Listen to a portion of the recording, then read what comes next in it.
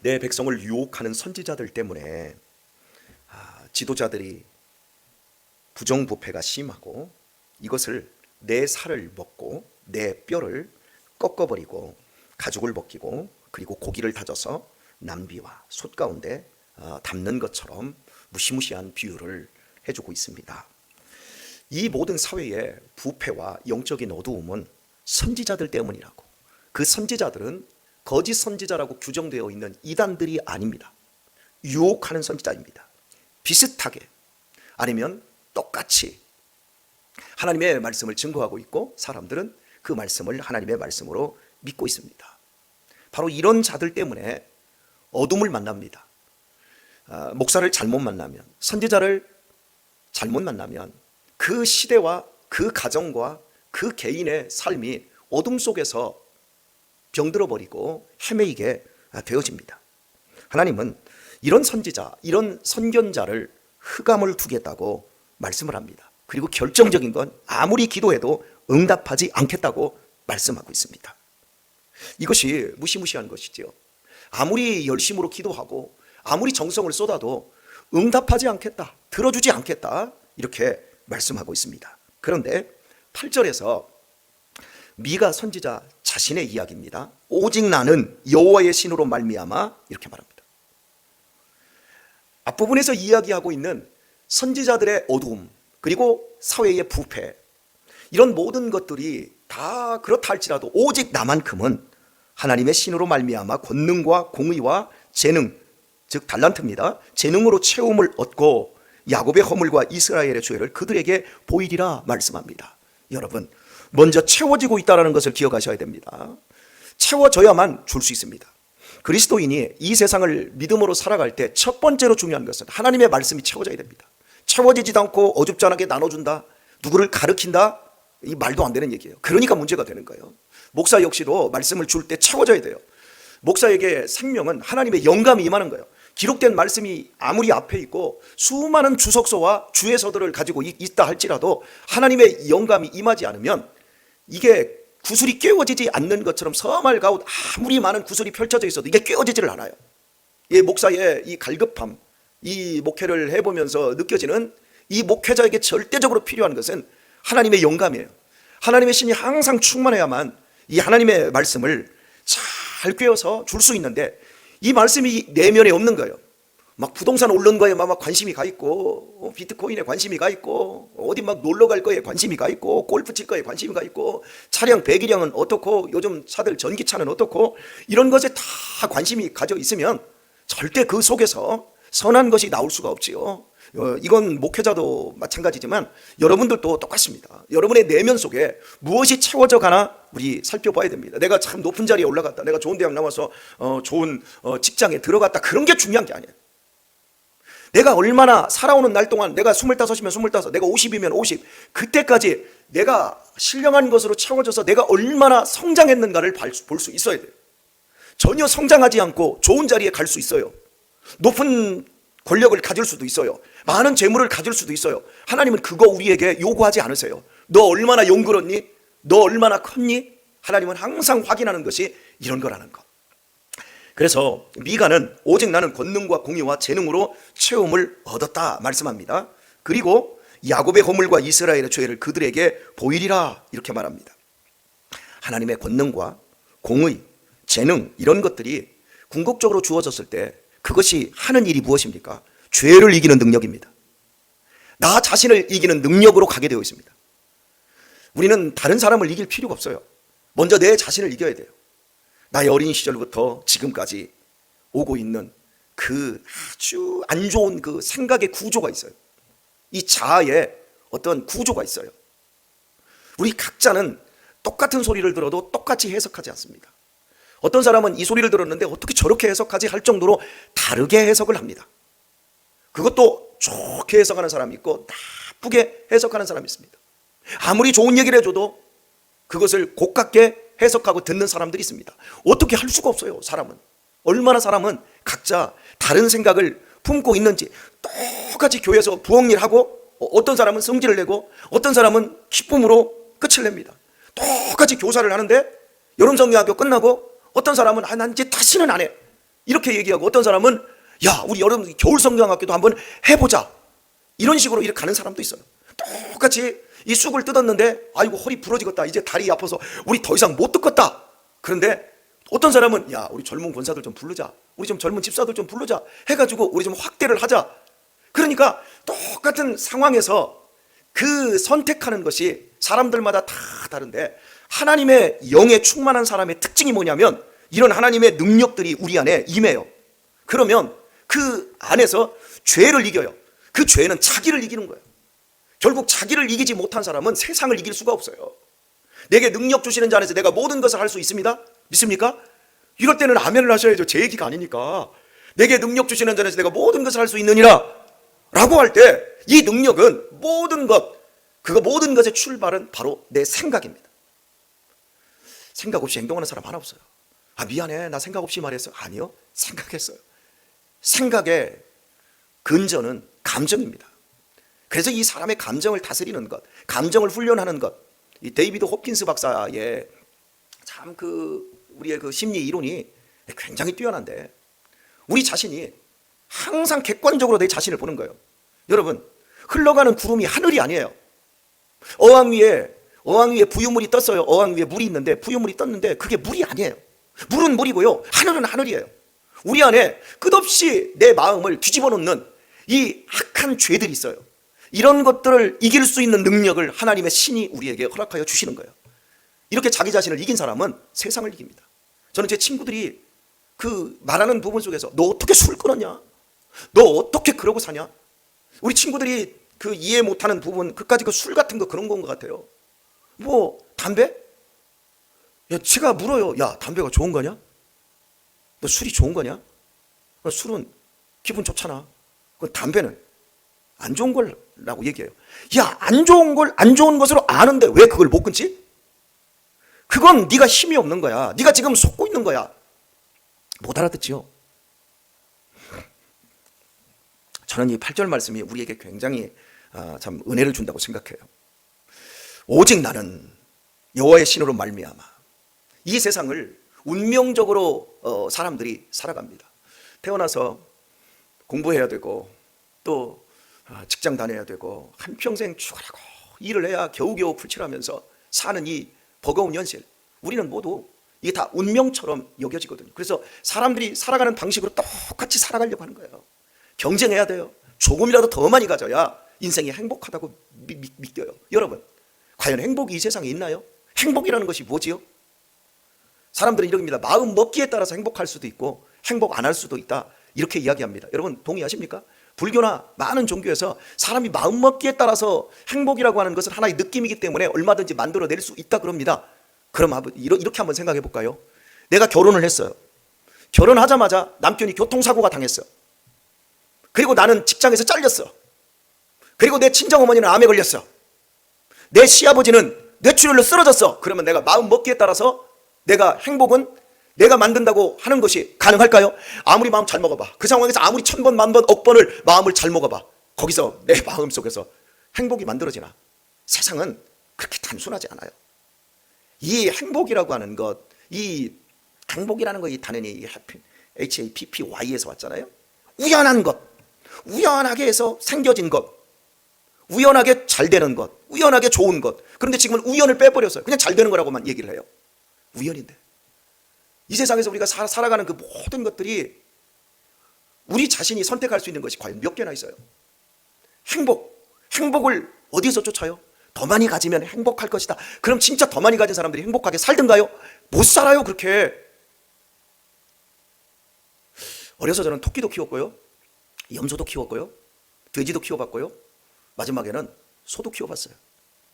그런데요, 닭도 많이 키워봤어요. 토끼 보면 예뻐요, 안 예뻐요? 토끼 그러면 얼마나 예쁜 느낌이 들어요. 그런데 그 토끼들이 가만히 몇 마리 이렇게 이 토끼장에다가 집어넣고 토끼를 키우면서 이제 크로바 풀 같은 거, 또 채소 이렇게 다듬고 이걸 가지고 딱 갖다 줘요. 그러면 토끼가 2마리든 3마리든 4마리든 간에요, 지네들끼리 막 놀아요. 그러다가 딱 모이를 주면 샥 하고 달려들어요. 팍 먹어요. 근데 먹는데 크로바 풀을 많이 뜯어다 줘요. 지네들 시큰 5명이 먹고도 넘치도록 많을 만큼 준비가 되어 있고 계속 줘요. 채소도 넘치도록 줘요. 다 못 먹어요. 못 먹는데 그것들이 그 안에서 하는 짓거리가 뭔 줄 아세요? 토끼들이 먹이를 먹다가 옆에 물어요. 주댕이로 갖다가 막 옆에서 못 먹게 해요. 자기가 다 먹겠다 그래요. 힘센 놈이 한 놈이.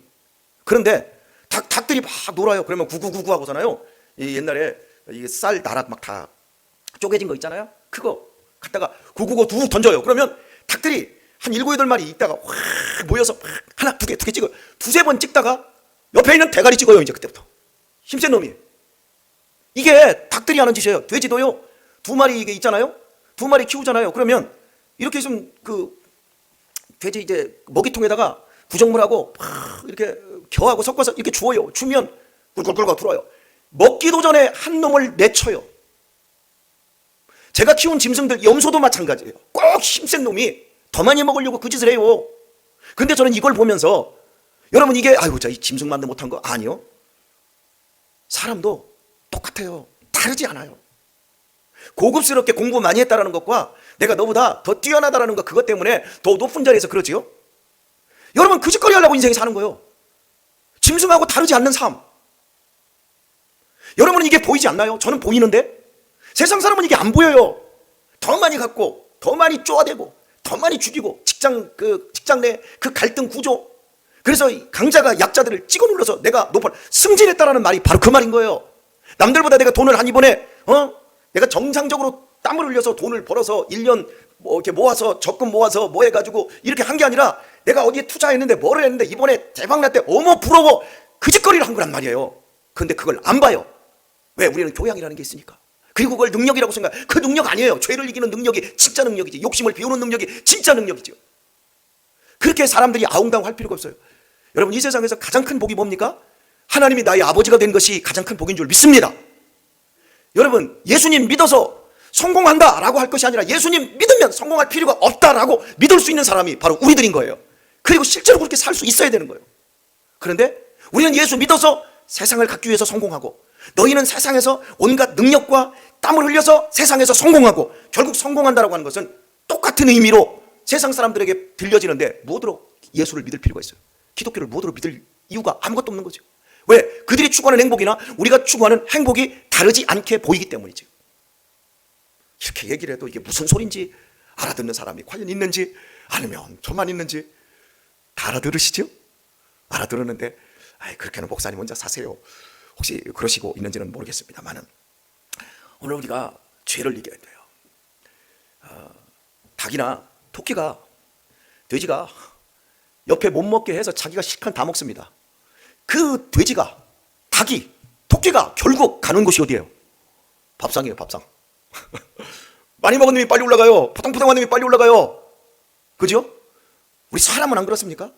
우리 사람이 이 세상에서 아무리 잘 먹어도 결국 가는 자리가 어디예요? 공동묘지 아닌가요? 죽는 자리 아닌가요? 잘 먹으면요 콜레스테롤 수치 올라가고요, 당뇨 걸릴 그 확률이 더 높고요. 그래서 결국에는 더 빨리 죽을 수 있어요. 아니 실제로 더 빨리 죽더라고요. 여러분 이건희 씨 그렇지요. 그 80도 못 살고 가잖아요.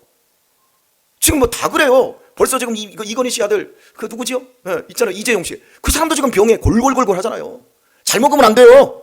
못 먹고 막 힘을. 오늘 애들 오늘 수양관 가지요, 선교원에서. 그죠? 수양관 가서 풀 좀 뽑으세요. 애들한테 놓고 풀 다 뽑아. 사실 지금 풀 뽑으러 한번 갔어야 되는데 내가 하루 애들 결석시키고, 선교원 결석시키고 한번 데리고 가려고 했었는데, 가서 이틀 동안 있으니까 풀 다 뽑고 오세요. 잔디는 못 뽑게 하고. 그런 걸 해야 애들이 건강해지는 거예요. 사람이 잘 먹으면 결국 빨리 죽어요. 많은 사람들이 인생의 행복이 뭔지를 몰라요. 우리에게 주어져 있는 인생이 다 운명이라고만 느껴요. 거부할 수 없는 이 세상을 거부할 수가 없다. 더 많이 갖기 위해서 쪼아대고 물고 뜯고, 그래서 나만 앞으로 달려가려고 하는 것, 그걸 우리는 벗어날 수가 없어. 양보하면 큰일 나. 그런데 예수님은 이 땅에 오셔서 내가 천국을 가져왔다고 말씀하시면서, 심령이 가난한 자 그가 복이 있다. 애통하는 자 그가 복이 있다. 의에 졸이고 목마른 자가 복이 있다. 화평케 하는 자가 복이 있다. 그가 하나님의 아들이다. 긍휼히 여기는 자는 복이 있다. 완전히 다른 삶의 방식을 이야기를 했어요. 그리고 예수님은 그 삶을 살았어요. 목사님 어떻게 그렇게 살 수 있어요? 저도 몰라요. 하나님이 말씀하셨으니까, 주님의 말씀이시니까. 그리고 주님은 실제 그렇게 살았고, 세상의 이 운명 속에서 십자가에 달리시면서 휘장으로 하나님의 그 천국 문이 열렸다는 것을 우리에게 보여주셨어요. 우리 각자 믿음으로 우리의 남은 생애를 살아야 되는데요, 오늘의 말씀을 제가 맺도록 하겠습니다. 미국이라는 나라는 청교도 신앙을 가진 나라입니다. 그들의 조상이 200여 년 전에 그 땅에 정착을 하면서 성경대로 우리는 이 나라를 세우고 우리는 성경에 의해서 이 땅을 살겠습니다. 그리고 그들의 전통에 의해서 지금도 대통령 취임식 할 때는 손을 대통령이 이제 여기다 올려놓습니다. 그리고 그 미국 사람들이 가장 중요한 국가적인 행사 있을 때는 목사를 불러요. 그만큼 목사를 존중해주고 하나님의 말씀을 그들이 굉장히 귀중하게 여기는 이런 전통이 있어요. 그래서 이번에 그 21년도였나요? 조 바이든 대통령이 취임식 할 때도 그 미국 그 백악관에서 쓰는 이렇게 두꺼운 성경이 있어요. 이게 지금 한 200년 된 이런 성경이에요. 거기다가 손을 딱 얹었어요. 그리고 목사가 흑인이었는데 목사가 이제 기도를 하는 거야. 축복 기도를 하는 거예요. 대통령이 이 나라를 잘 다스릴 수 있도록 얘에게 영감과 지혜와 능력을 허락하여 달라고 이렇게 마지막 축복 기도를 하는데, 마지막 축복 기도의 이 끝이 어떻게 하세요? 우리 주 예수님의 이름으로 기도합니다, 에이멘 이러잖아요. 그런데 마지막에 이 목사가 이렇게 말하다, 다양한 종교의 이름으로 기도합니다, 에이멘 이렇게 하더라고요. 다 모두 에이멘 다 그러더라고요. 근데 이게 한 번이 아니라 지금까지 트럼프 대통령 때 외에 나머지 민주당 대통령들이 다 이런 식으로 지금 하고 있는 거예요. 그냥 미국 사회에서 다양성을 인정을 하다 보니까 예수님의 이름으로 기도합니다, 이게 생방송되는데 이건 종교 편향이고 종교 탄압이라는 거예요. 그러니까 목사들이 겁이 나니까 올라가가지고 예수님의 이름으로 기도합니다가 아니라 모든 그 성경에다 딱 손을 올려놓고 다양한 종교의 이름으로 기도합니다 이렇게 해버리는 거예요. 그 나라가 어둡지, 그 나라가 무슨 미래가 있어요. 미국은 망해가고 있어요. 대한민국 사람들이 미국을 우상화하고 있지만 미국은 이미 영적으로 끝났어요. 그리고 그 대통령 취임식이 있고 나서 한 달 후에 미국 하원이 개원할 때도, 개회를 할 때 그때도 목사들을 부릅니다. 그때는 더 심했어요. 마지막에 다 기도 다 해놓고 목사라고 그 미국 연합 교회 감리교회 이 임마누엘 크레보라고 하는 이 목사가 마지막에 이렇게 기도했어요. 다양한 종교에서 다양한 종교의 이름으로 불려지는 신의 이름으로 에이멘 앤 워맨. 에이멘은 남성형이라는 거예요.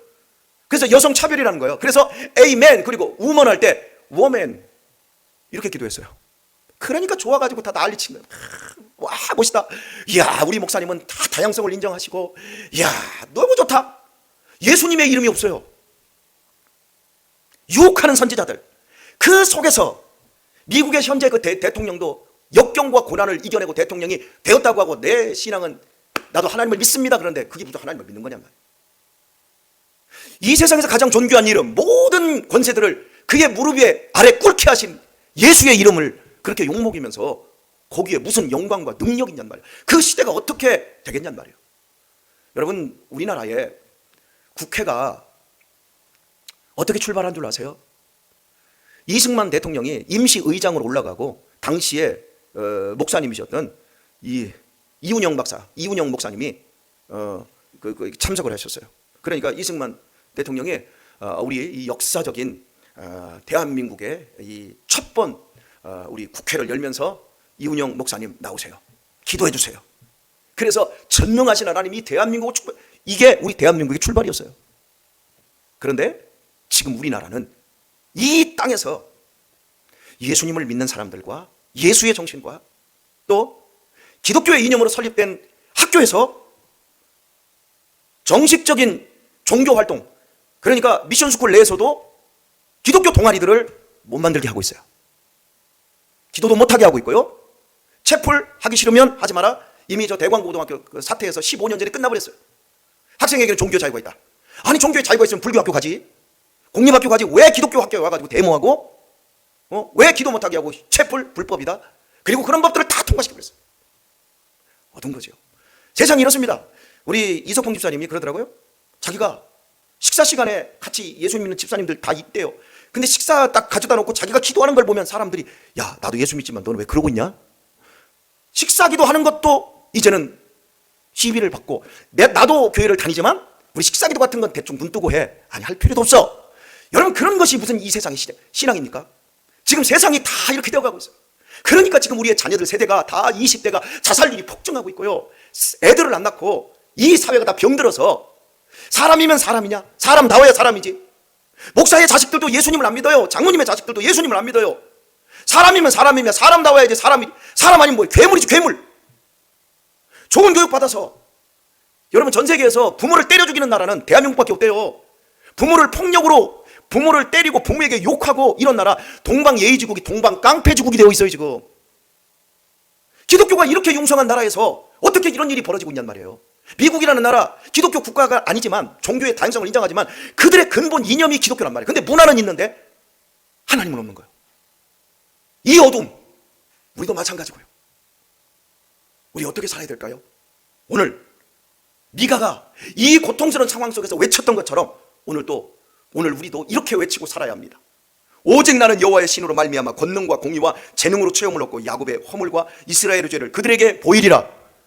오직 저와 여러분은 하나님의 신으로 충만하여 세상의 어둠 속에서 빛과 소금처럼 살아갈 수 있기를 우리 주 예수님의 이름으로 축원합니다.